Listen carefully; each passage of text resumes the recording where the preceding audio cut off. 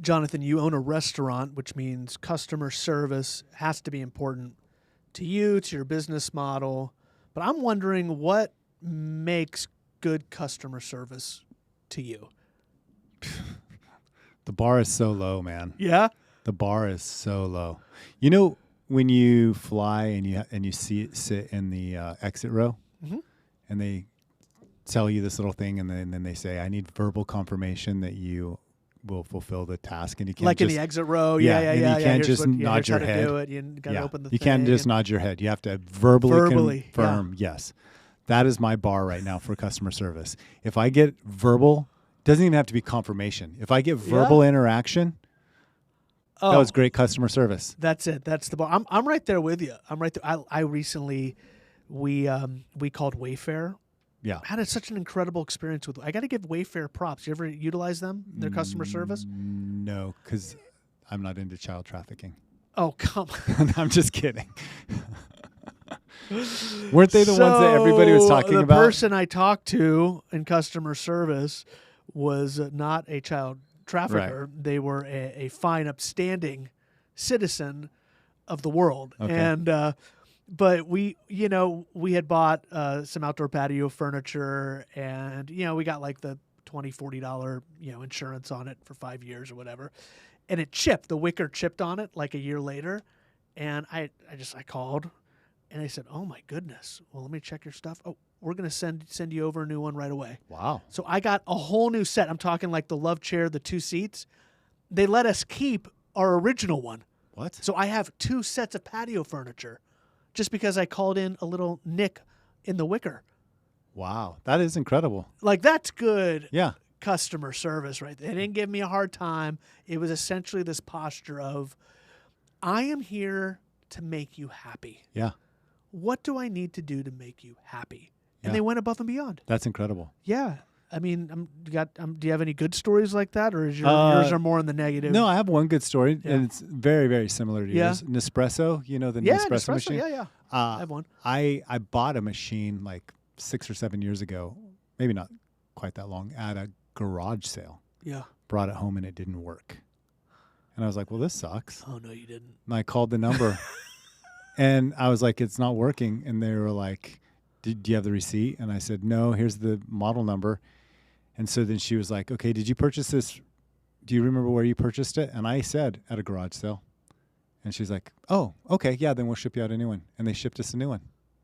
Wow. But I think at the time, Nespresso was, you could only get the pods through Nespresso. Yeah. So the machine was like the way to get you to they buy wanted you their to have pods. it. But I got to tell you, that's top tier That's customer like service. LL Bean. LL Bean, you can return any LL Bean item from whenever for free, and they'll replace it. They win on brand. Yeah. They just do when they do that, because now here we are, 2 guys talking about it. I mean, we've got, a couple million listeners? Right. Right? Yeah. Are we in the billion yet? Have we reached No. we haven't reached, okay.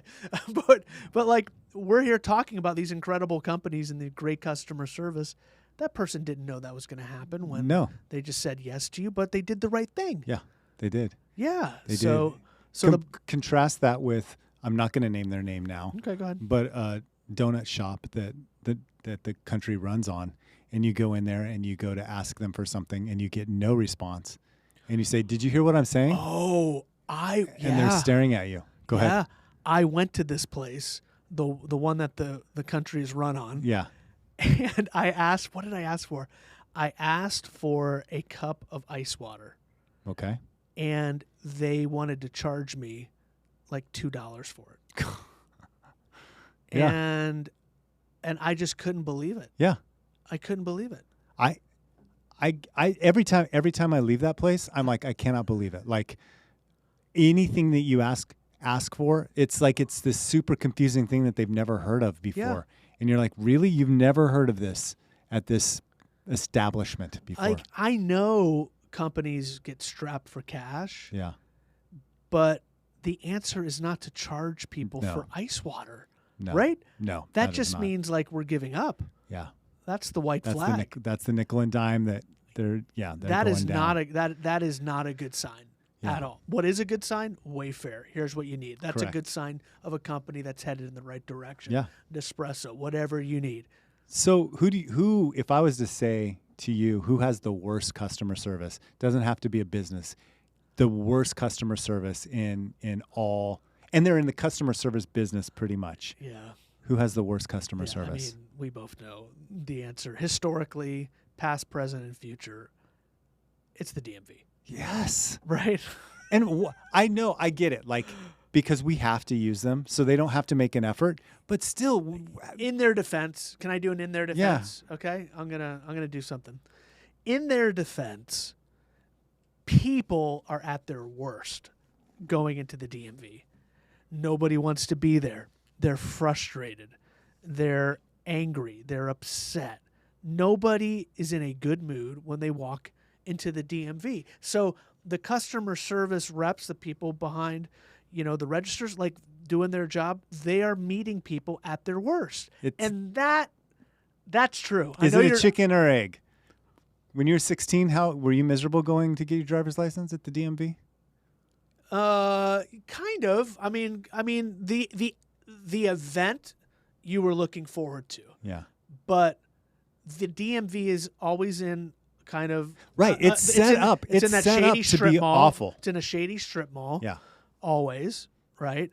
And there's always a long line. Right. Always. And nobody's in it. The people who are waiting there are not in a good mood. The people behind the counter are not. Nobody's in a good mood. Nobody's at their best. Well, it's so many things. It's the lighting. It's the worst lighting ever. Oh, yeah. It's just a terrible lighting situation. Uncomfortable chairs. Loud clank, clank, clank. No music. Why is there no music in a DMV? They just if they just had a little bit of music. Yeah, instead, you hear this person, and then the lady going, "You didn't bring the right paperwork." Just oldies, something everybody likes. Give me an oldie station. Yeah, anything to cut the deafening silence. Then the lines are never pointed in the right direction. Like when you're trying to figure out, you're like, okay, I have this number. Where do I go? Which line? The instruction boards are terrible. Over here, if you're purchasing a license for the third time in 2.5 years, this place, if you want, and you're just like, I don't understand what any of these signs mean. They don't mean anything to me. Correct. My number, I'm seeing other people's numbers get called that have a higher number than mine. Why are their numbers getting called? Explain to me why their numbers are getting called. So I'm looking into this thing. I'm getting my picture taken now. I'm not getting, like, the whole situation. Why am I getting a photograph done there? Yeah. The whole thing is just a mess. The whole thing's a mess. It is a mess. And they're not a photographer. No. They're not a photographer. And they don't care. And they don't. And that's first of all, that is a major photograph that's being taken. Yeah. That photograph is going to be used for years to come on one of the most important documents you have. Yeah. One that's in your wallet, one you utilize often, you show people often. Right. And they're not a photographer. No. And what if they just changed the fact, we haven't even got into the idea yet. No, we haven't. We're setting up the what if they problem just right now. had like a photographer that was making people happy, like beep, beep, beep, squeaking the little squeaking. thing. Now, keep in mind, everybody's over 16, smile. so the squeaky thing doesn't really whatever apply. age they are. But maybe it does even more. But you're trying to get them to smile, and has the right lighting and all of that kind of stuff. That make it a good music, experience. Different lights. Those three things would change everything. I want a professional photographer. I want Diplo on the turntables. Yeah. In there. What else? Yes. What else do you want? I want cushy chairs. Yeah. In there. I want a florist to have designed and had flowers. Now we're laid talking. Out, and then have a snack bar, a free snack bar. On a Friday night, I'm like, John, let's go to the DMV. Yeah. Exactly. But no. Okay. Instead, it's miserable. It's miserable. So that's the problem. Jonathan, please tell me you have a solution. Yes. Go. Decentralized DMV. Come on. Why does it have to be in this one building for like a whole group of people? Why can't it be decentralized? We have, what are the people called that stamp your documents and then sign it? Notary? Notary. We have those all over the place. All over the place. My neighbor, I just found out, is a notary. And like, why couldn't a DMV be similar to that? Where you show up at somebody's house, could be mobile. Maybe they show up at your house. Oh, come on. And you can take the test right there. You can do the driving test. They have like a little machine that prints out your driver's license if you're getting a new driver's license. If you're not, if you're doing something, whatever the different things are that they do at the DMV, it's just a decentralized thing instead of being that one junky building. The strip mall. Yeah. I don't want to go there. Me either. I don't want to go there, but we have to go there now. Right. So I love this idea. Yeah. Coming to my house, because think about it, it's passing a test. Yeah. Why do I have to go to a strip mall to take a test? Right. It's paperwork. Like, why do I have to go? Yeah. For somebody to Paperwork. look at, oh, I see you have these things, stamp, okay, you're good to go. Yeah, why do I need it? I mean, the process it's ridiculous. Yeah. So, big fan of this idea. Turn it into a gig economy. Gig economy. So, my general reaction is very positive on this. Yeah, buts. Ready for some yeah buts? Yeah, for sure. Like, this just gets into how does this thing work? Like, how do you get people certified to be an agent for the government to do that? Like, are Same these way that off- you do notaries. Like, I see places where you can go in and Is a become a notary is I'm a little dumb on this. A notary is an agent for who? Who do they represent? I don't know who they represent. They represent the government? Do they represent the state? Do they? They're just a person. I don't know. The Which people- Republic? Yeah. Notary public. Yes. They just the public, not the republic. Oh, okay. Yes, I don't even They're know a what it's called. notary public. Oh, yeah. See, I'm dumb. They're a I'm recognition. dumb. So in my idea, you would still have the DMV. Yeah. And that's like the place where you can go to make things affordable, Correct. cheaper, things like that. But this would be like a little higher end concierge service where if I don't want to go to the DMV, I could pay an That extra was my question. 15, we've 20 gotta bucks. We've and got to they pay for this. Yeah, they show up. Got it. So the yeah, but on this one is, it's another idea that skews towards the wealthier, right? People that have, means. Where if you don't have means, you're stuck going to Right. the strip mall. Yeah. Right. So it's a little have nots. But I don't really necessarily look at this as wealthy. Like I can't imagine they're not charging you $1,000 to come and do your driver's license. Yeah. Like it's just people who are willing to, who have more money than time. Like Yeah. how much is standing in line for 3.5 hours worth to you? Oh man. Yeah. Yeah. So Yeah. I don't know that it's necessarily And having to wealthy wake up, people. I feel like it's always on a Saturday, and Yeah. you're waking up at 7 a.m. to get there, and Yeah, I mean, you could not miss work even, Yeah. possibly, and they show up to your job, and you get your stuff taken care of right there. so and then again, who's actually doing it are people who are like, how does it actually so I work? think Are these employees of the I think they're Department of Motor independent contractors. Vehicles? So a lot of states have. So like in Colorado, Yeah. you have the DMV, but then you also have independent contractors. Okay. Where they they rent their own space. You come in there, and they're always a lot more friendly than the DMV because they have to be, because you have a choice, of which independent contractor to make. Correct. This is just mobilizing it here in South Florida, like mobilizing that aspect and making it even more convenient. So it's really a gig economy. So somebody would go through, they would do the tests and all the junk that they have to do to be able to be approved to then grant licenses. Because right now, currently, you can go to another retail place, which is a little bit nicer. There's no line, and you can pay to have your license renewed. Mm-hmm. Right now, like growing up, I would utilize that service. When I was Or you can do it between online 18 even. Now to you get it can't do it renewed. online. Yeah. Now you can do the renewals online, but there used to be that spot. Yeah. And so that person was obviously, licensed and registered to do that. But I feel like they weren't licensed to do the origination of the license. Right. Right. That was a totally different thing that you had to go to the DMV to do. And I'm wondering, how do we get around that? And I don't know what the answer is, but that seems to be a hurdle, Right. So that's the person. Like that's what this person is. They learn how to be the test giver, whatever you have to go to the DMV for now. You license people for those things. One guy doesn't have to be licensed for all of it. He could be licensed to grant licenses, the original license. Correct. Or whatever. And so then you get online, you find your guy, you book them, and they show up at your house, and you take the test right there. So if this is a business, Mm-hmm.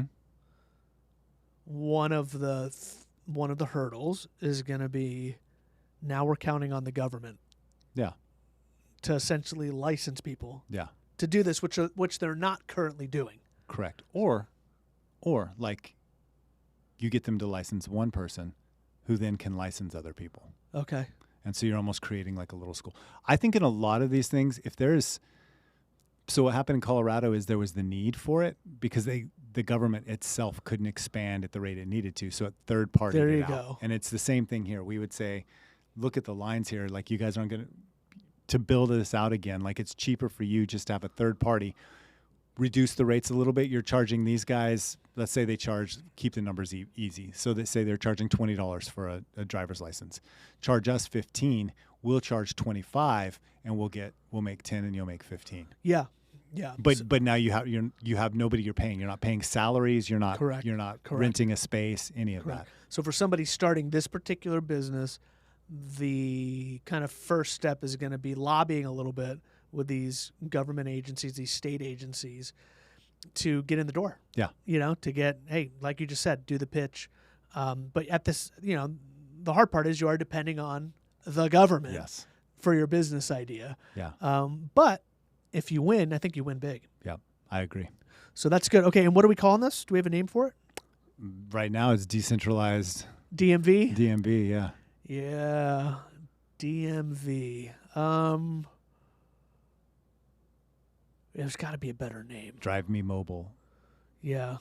But that sounds like a cell phone thing, Yeah, yeah. Drive to drive. Yeah, maybe in the comment section somebody Yeah. can let us know what the perfect name is. But I think it's a really good idea. Do you have a rate? Are we ready to rate it? Sure. Yeah. What are we rating this one on a scale of? Okay, so I grew up in Crowley, Colorado. Okay. And we could get our driver's licenses at 16, Mm-hmm. which meant you could get your permit at 15 and a half. Okay. You could also get a farmer driver's license at 14 if your Okay. family owned a farm, and you could drive at 14 years old. Outside of the farm. Yeah, but you had to be there were special rules, like it had to be in a truck, you had to be headed to a feed store. Like there were rules. They could go to and from school with that. So I had kids that were 14 years old driving to school when I was in school. So between that or when we moved to Pennsylvania and my kids were getting their driver's license, and I think it's 17 and a half or something like that you get your permit. Maybe it's 16 and a half, and then you Wow. get your license at 17. Wow. So you're a 13-year-old kid. You're looking forward to that day. Yeah. This idea is between getting your farm permit at 14 or getting your driver's license in PA at 17. What an intricate rating scale you gave me today. Yeah. I think this is like getting your license at 14, because this is all about making things faster, more efficient, more expedient, getting rid of all the BS. Yeah. Right. And I think I think that's where this one is for me. It's fast, it's efficient, and it should exist. So I'm a big fan of this idea. Awesome.